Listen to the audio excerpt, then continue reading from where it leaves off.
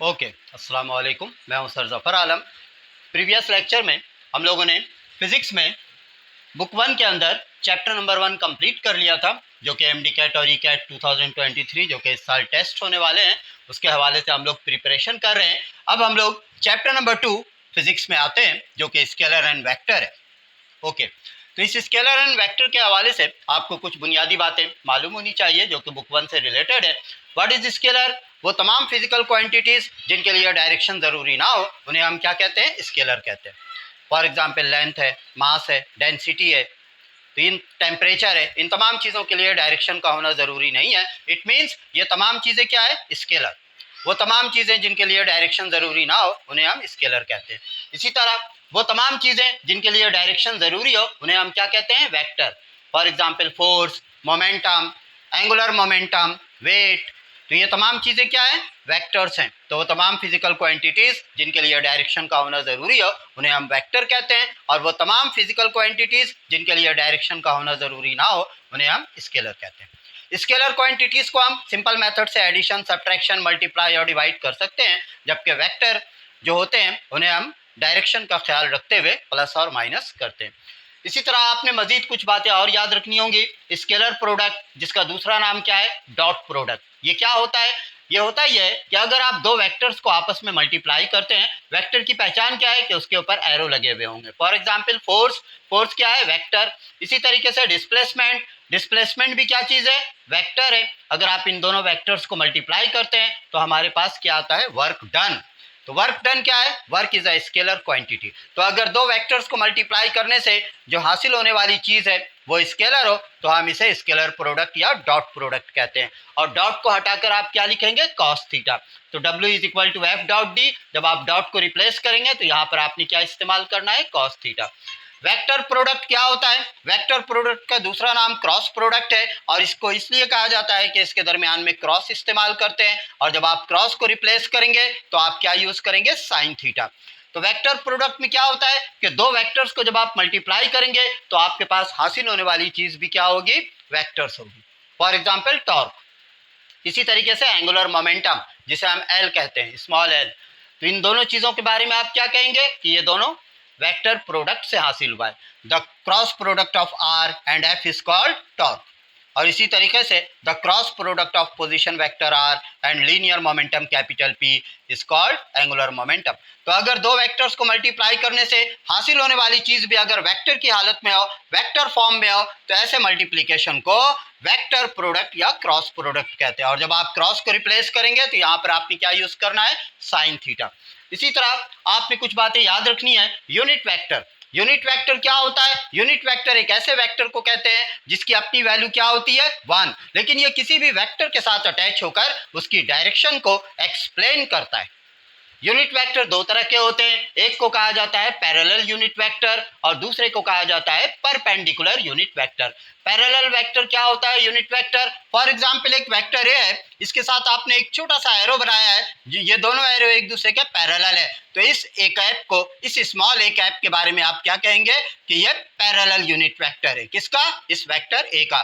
तो इसके लिए आप फॉर्मूला क्या यूज करेंगे? A cap equal to vector A upon magnitude of A. Perpendicular unit vector क्या होता है? फॉर एग्जांपल आपके पास दो वेक्टर्स दिए हुए हैं ए और बी, जब आप इनको क्रॉस प्रोडक्ट करेंगे तो राइट हैंड रूल आप इस्तेमाल करेंगे। राइट हैंड रूल के तहत जब आप ए को बी से क्रॉस करते हैं तो आपका ये जो थंब है ये कागज के बाहर की तरफ आउटसाइड द पेपर इंडिकेशन दे रहा है, तो इट मींस वेक्टर सी आपका परपेंडिकुलर है ए और बी के। तो इस परपेंडिकुलर वेक्टर सी के साथ अगर आप एक छोटा सा स्मॉल सी कैप बना दें तो ये इसका परपेंडिकुलर यूनिट वेक्टर कहलाता है। और इसके लिए आपने फार्मूला क्या यूज करना है? C cap equal to A cross B upon magnitude of A cross B.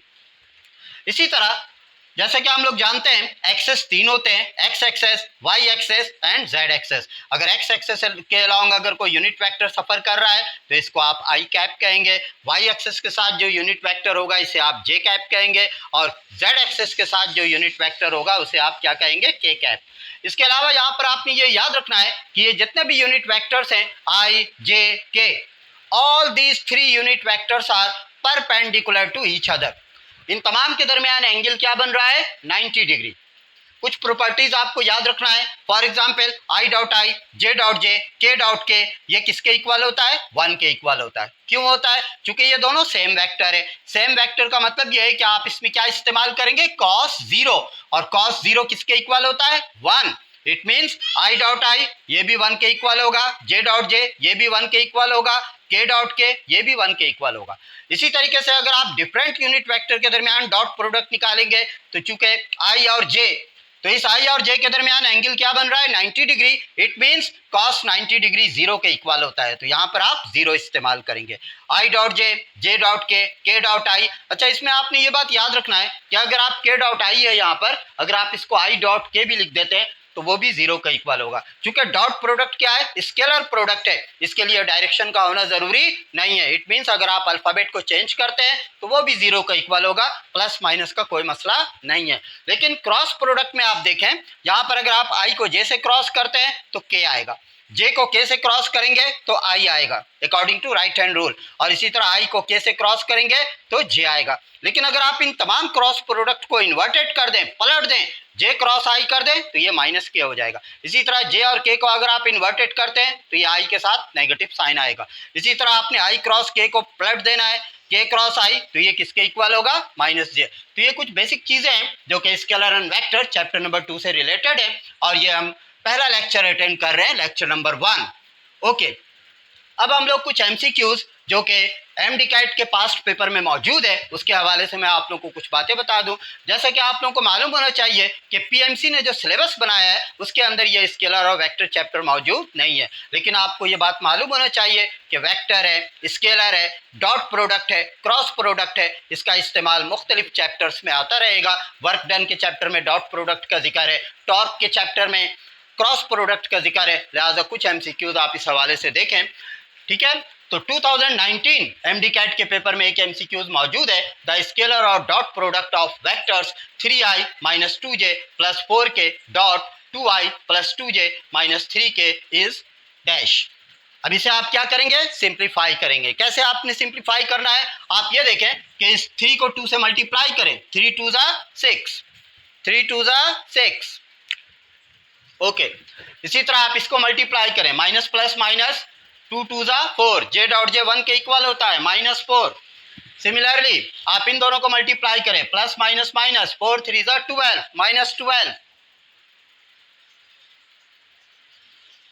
Minus 12 में आप 4 को ऐड कर दें, माइनस 16, माइनस 16 में से आप 6 को सब्ट्रैक्ट कर दें तो क्या आ जाता है आपके पास? माइनस 10। तो इस तरह इसका फाइनल आंसर क्या है? माइनस 10। नेक्स्ट एमसीक्यूज आप देखें, नेक्स्ट एमसीक्यूज जो कि एमडीकैट पास्ट पेपर में मौजूद है और वो भी 2019 में ही है, the vector product of two vectors A and B is dash.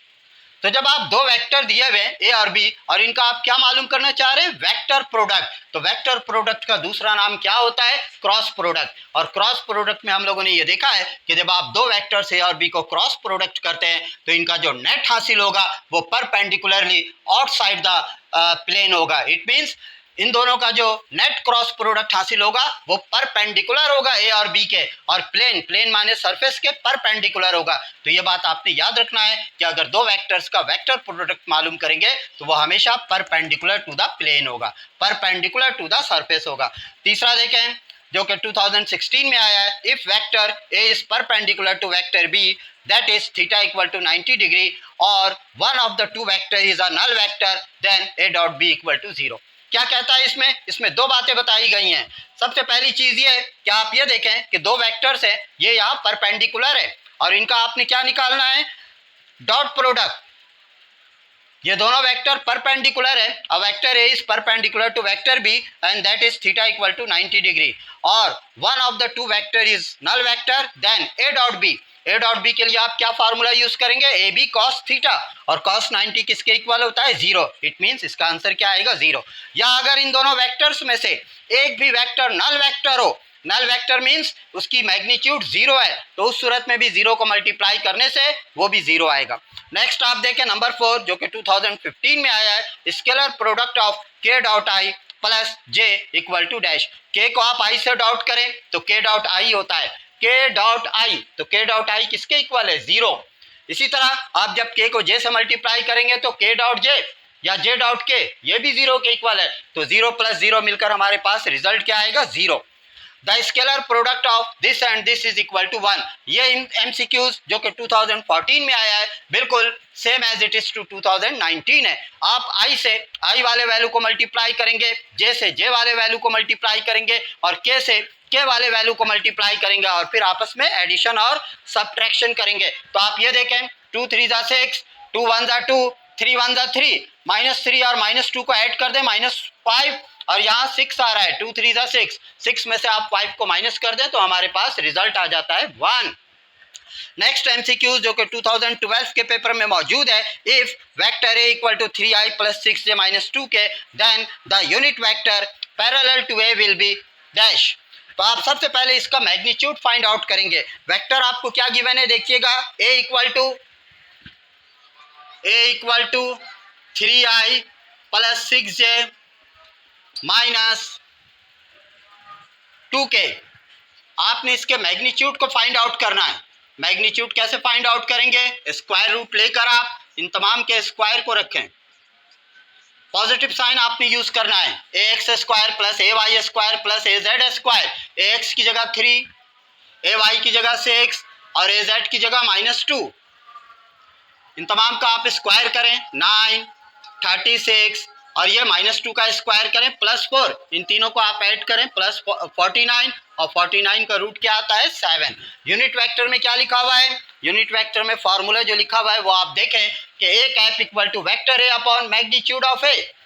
A cap equal to vector A. What is vector A, vector A is given 3i + 6j, 3i + 6j - 2k और मैग्नीट्यूड क्या आया है, 7।